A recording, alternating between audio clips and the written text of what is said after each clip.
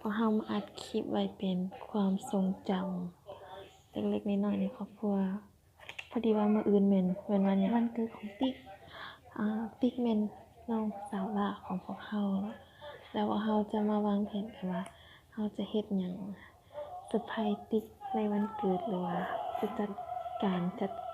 ซื้อของขวัญเป็นหยังให้น้องเดี๋ยวมื้อนี้เฮาก็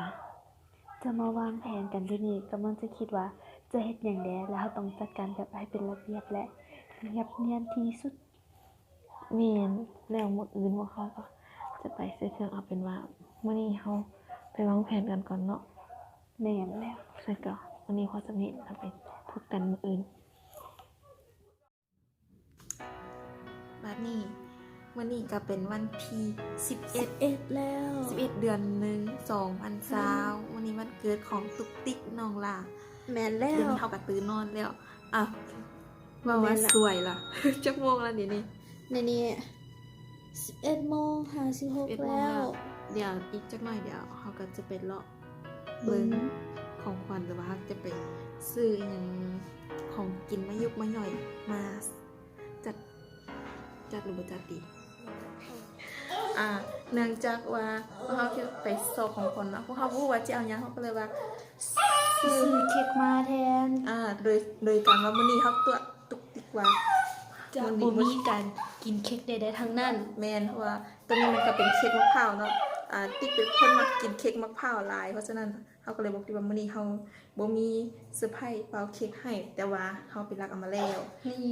โดยที่แม่เป็นคนบอกแล้วก็เขาก็เลยไปซอกซื้อของกินมาอย่างอันเนาะเพราะว่าที่ว่าจะซื้อของขวัญให้แต่ที่ว่าคนมากินก็เลยว่า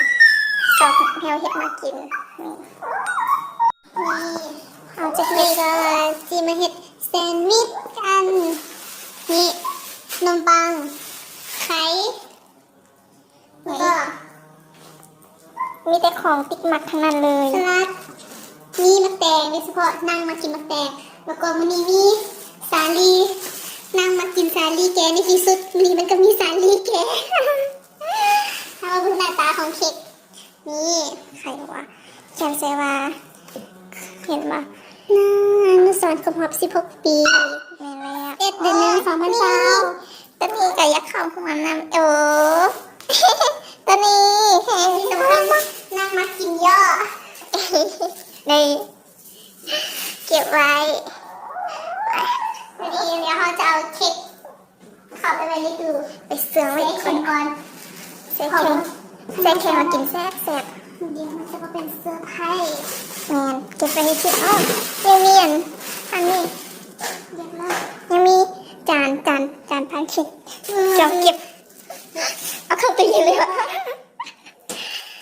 โอเคบ้านนั้นแล้วเข้าไปเบิ้งจักหน่อยเข้าเห็ดกินแล้วว่าเขาจะมีขั้นตอนไหนเด้เราเห็นอย่างอุ้ยเดี๋ยวนี่เสียยังไง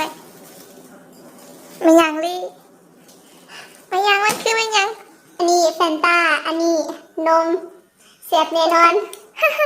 เสียบบ่เสียบนี่เจ็บคอแน่นอน